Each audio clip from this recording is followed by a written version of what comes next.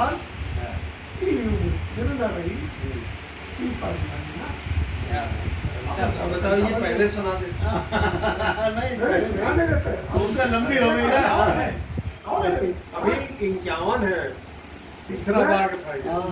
वैसे आपके पूरे जीवन का सही बात है। पूरे जीवन का अरे वाह, तो वो जब सुबेरे भाई सुबेरे नहा धो के तिलक उलक लगा के माला का पहन के कहते वालों से करता ना सुना। और कविता ऐसे लेकिन आपसे सुनेंगे। विक्रमादित्य के दरबार में जाने के लिए लाइन में लग गए, जहाँ लाइन लगती तो उसमें जब लगे तो कालिदास जी उधर से आए।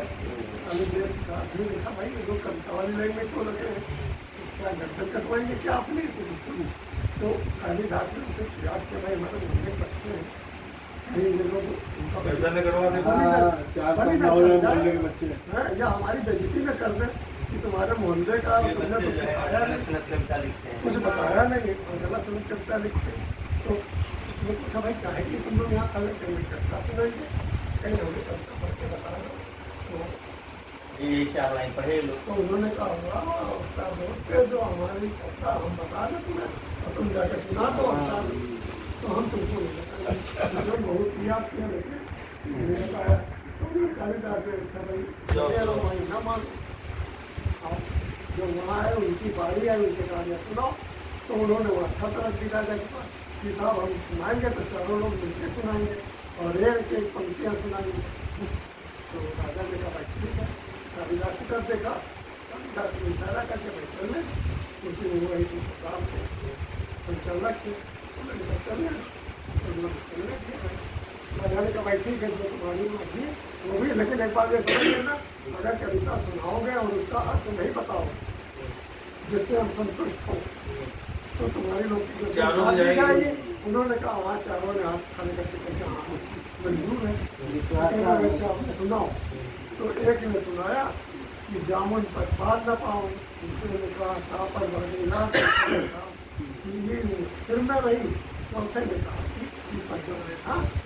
तो राजा क्या पूरा समाज हंसने लगा था, जब रानी हंसने लगे तो राजा ने कहा भाई मेरे समझ में नहीं आया इसका अर्थ बताओ। तो पहले तो एक दूसरे को में काफी लगे कि अर्थ क्या होता है। तो दूसरे ने कहा तब तक वो पहले आगे ने कहा कि महाराज हम लोगों ने जिस पे कविता बनाई है वो मैं आपको बता रहा हूँ। तो उन्होंने जैसे शुरू किया कि साहब हम रास्ते में जा रहे थे तो वहाँ जामुन के पेड़ पर पत्थर मार रहे थे, पर जैसे पत्थर मार रहे थे कहा वैसे कालिदास ने कहा महाराज ये लोग बहुत कहते हुए काँप रहे देखिए उनके पैर ठीक से बोल नहीं पा रहे। तो इसका अर्थ मैं बताता हूँ, इसका अर्थ मैं बताता हूँ। कालिदास समझ चुके थे मैं क्या कहने जा रहा था एक बार। तो कालिदास ने कहा महाराज मैं बताता हूँ अगर आप इजाजत दो तो चलो चाहिए घबराए हुए बच्चे हैं आप ही बता दो समझ। तो उन्होंने कहा महाराज ये उस समय की बात है जब लंका में मंदोदरी रावण को समझा रही थी कि जामुन पर पार न पावे, जिस ऋषियों मुनियों पर राम पर उनके बस नहीं चला कापर बढ़ेगा, उसके ऊपर आपने इतना बड़ा युद्ध छेड़ दिया और इन उम्र क्यों न रही है रावण, ये उम्र हमेशा ये वैभव हमेशा आपके पास नहीं रहेगा।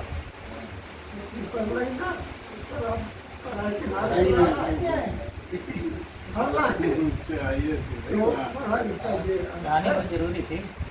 पीपल का क्या बताया पीपल प्रिया रावण का रेत काल दही के कारण दिनों जन्म गवाए।